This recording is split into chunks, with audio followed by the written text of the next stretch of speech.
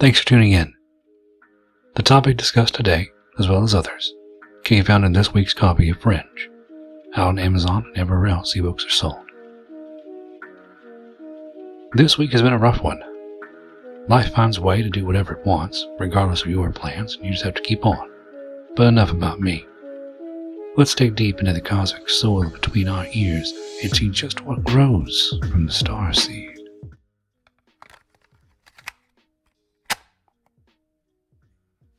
Do you ever feel as if you are different from other people? As if you've come from a place much higher? Have you ever dreamed of another world, a better world, with a better you? Perhaps the life you have now isn't your first one. Your soul is a gift from the sea of stars, carried on waves of cosmic light. A starseed. Starseeds are a modern spin on a decades-old New Age belief.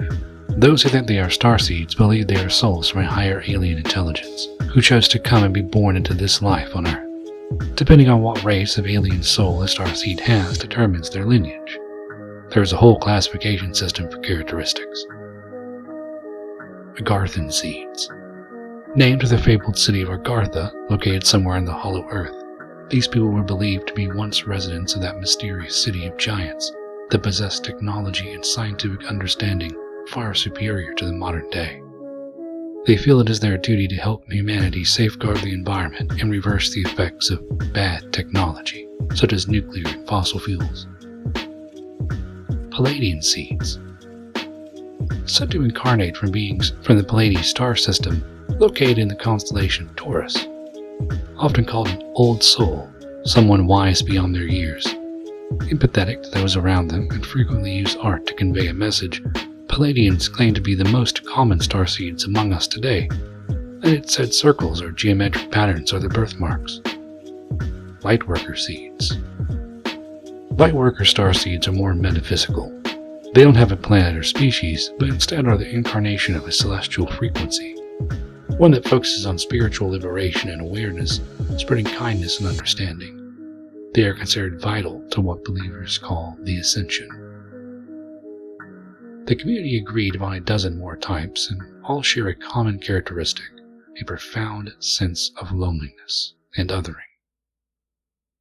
They don't relate to this life and experience a deep feeling of sadad, a yearning for a life that could never be again or never was.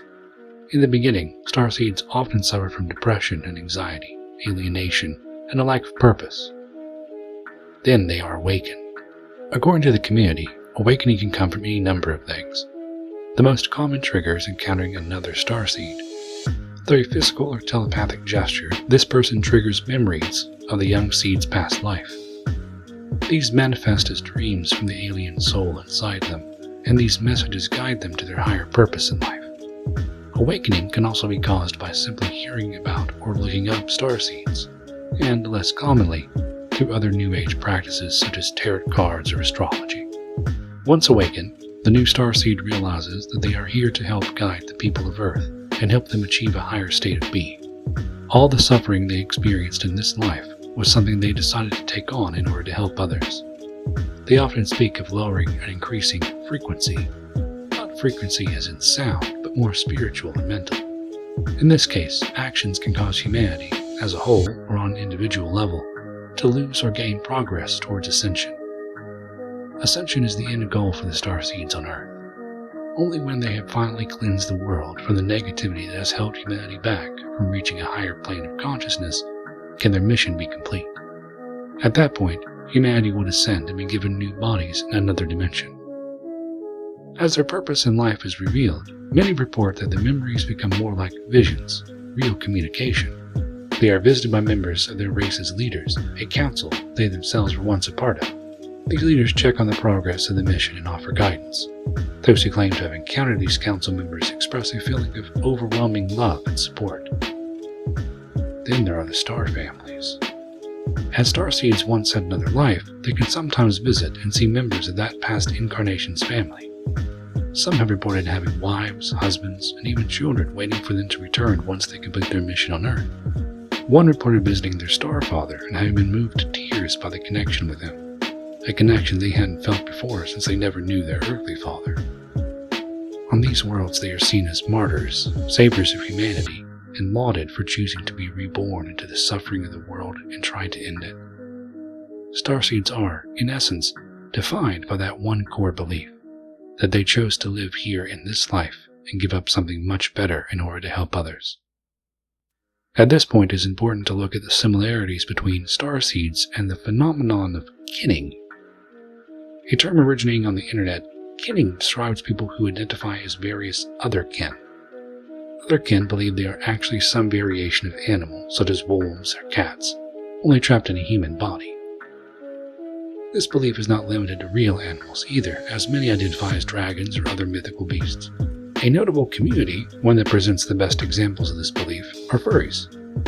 Members can be found in full fursuits, some of which cost hundreds of dollars, customized to match their other selves.